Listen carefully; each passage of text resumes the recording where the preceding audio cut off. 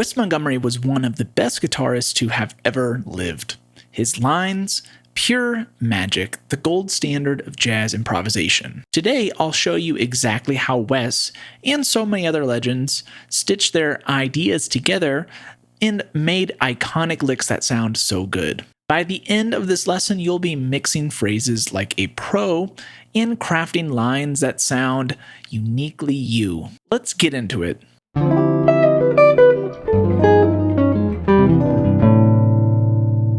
First, we need raw material, Wes's musical words, so to speak. Here are 5 essential licks straight from his solos. Each one teaches a core jazz sound. Lick number 1 from his solo on Arrogant outlines a 2-5-1 chord progression, and he does this in a very Wes type of way.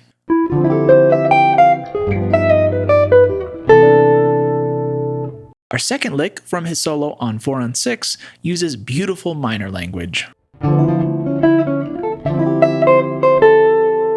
Our third lick comes from his solo on Gone with the Wind and uses great dominant tension that resolves so nicely.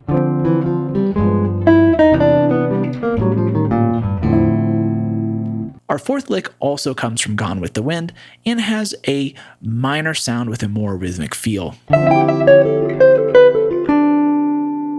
And our last lick, lick number 5, comes from his solo on Canadian Sunset and is a beautiful line with a great tag to end your lines.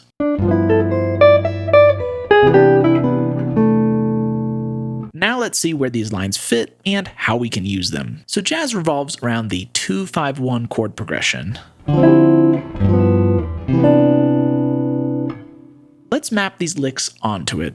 So first, over the 2 chord, our D minor 7, let's use minor language like licks 2 or lick number 4. Over the 5 chord, use dominant language like licks 1, 3, or lick number 5.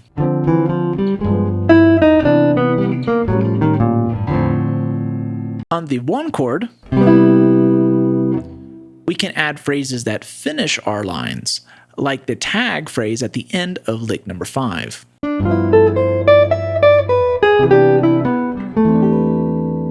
So now that you know where these lines fit, let's talk about connecting them together. Very quickly, I want to give a quick shout out to one of the sponsors of this channel, Stringjoy Strings. I've been using these strings for years, and I highly recommend them, not only because they sound great, but they're just made really well and last a very long time. You can find a link to purchase these in the video description, and some of your purchase will go back to helping the channel, and I want to thank you in advance. So first, let's start with minor language, like lick number 2 over the 2 chord. Now let's link it to dominant language, like the one in lick 3. So lick 3 starts on A flat, the flat 9 of G7. And lick 2 ends on just A.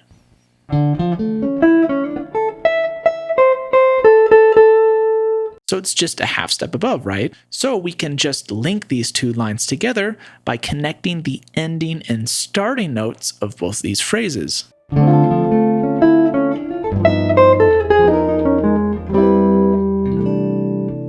We can of course take this further by editing this line a bit and making it not only easier to play, but more personalized to ourselves. So to do this, first, let's just play lick 2 normally. But maybe instead of jumping up to that high E up here,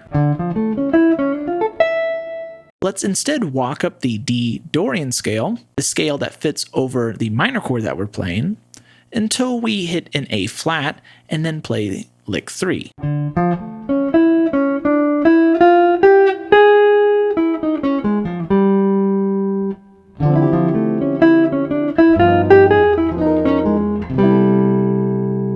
I want you to hear how that scale connects these 2 ideas into one smooth flowing line. Here's another example. Let's take another minor lick. Let's say lick 4. And let's use the same dominant lick for this example, which is lick 3, and let's piece these together. So if you just played them right next to each other, it would sound like this.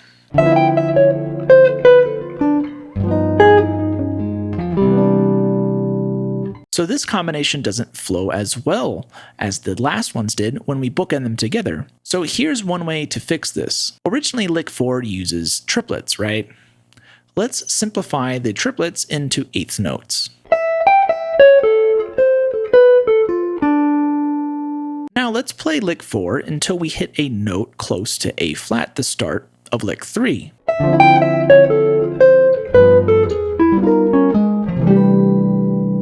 So that's the magic. We need to be able to tweak rhythms and use scales as connective tissue between licks, and then we'll be able to take them and make them into our own ideas. So here's another example that combines the variation of lick 4 that we just did, but now tags it onto dominant language from lick 3 at the beginning of that line.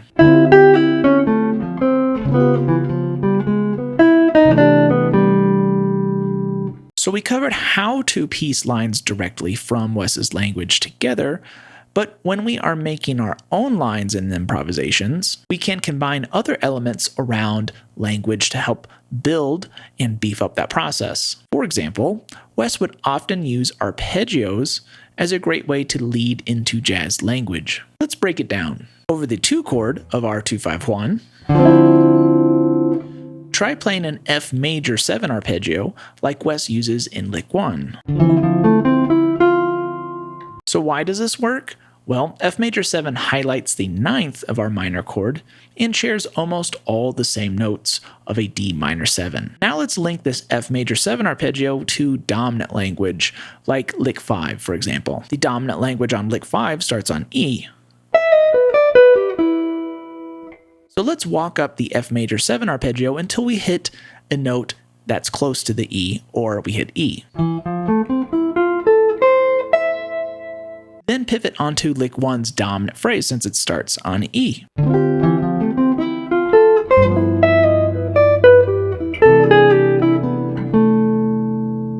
Here's another example. This time, instead of using an F major 7 arpeggio, let's use an A minor 7 arpeggio over our 2 chord.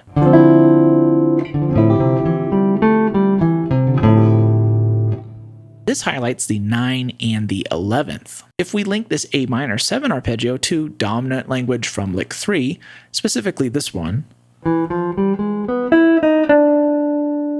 since this line also starts on E, then let's walk down our A minor 7 arpeggio until we hit a note that's close to E.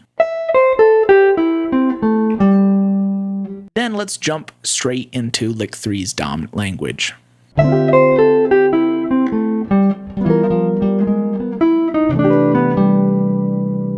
So see how these arpeggios can act kind of like an on-ramp to Wes's language, or really any language. So lastly, when creating your own language from other people's lines, you need to consider if something can be played differently than how it was originally used in the solo that you transcribed it from. So let's get creative here. For example, let's take lick 5's major tag. So this line or phrase uses notes from C major 7, of course, but these same notes will also work over G7 and D minor 7, our 5 and 2 chord. Try playing this fragment over the 2 chord. So now mix it with dominant language, like lick 1, for example. So start out with our lick 5 fragment over the 2 chord, and then let's play the lick 1 dominant language over the 5 chord. And maybe let's use the Dorian scale to connect them a little bit like we did previously in this lesson.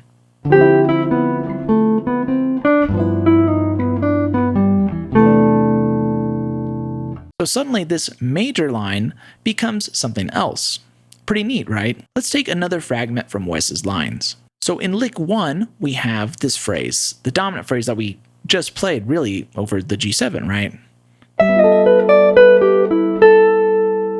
This fragment really could be played over any chord in the 2-5-1 as well, because this lick is mostly just an E minor 7 arpeggio, which shares a lot of the same notes as all the other chords in this 2-5-1. So now let's use this fragment in the same way that we kind of did before. So over the 2 chord, we're going to play our fragment from lick 1 and then try to link it to dominant language.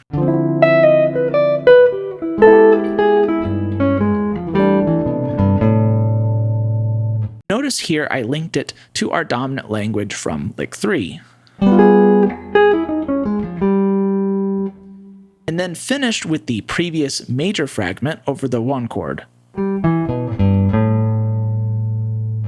Just revoiced a little bit lower. So there you have it, Wes's secret sauce, right?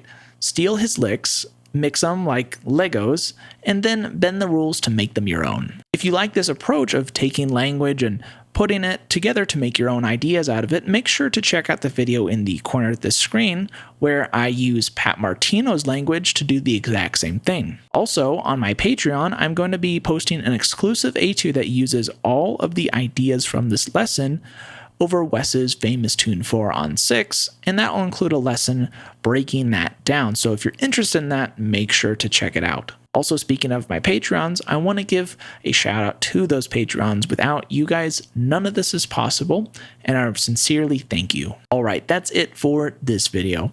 And until the next one, remember to always keep swinging.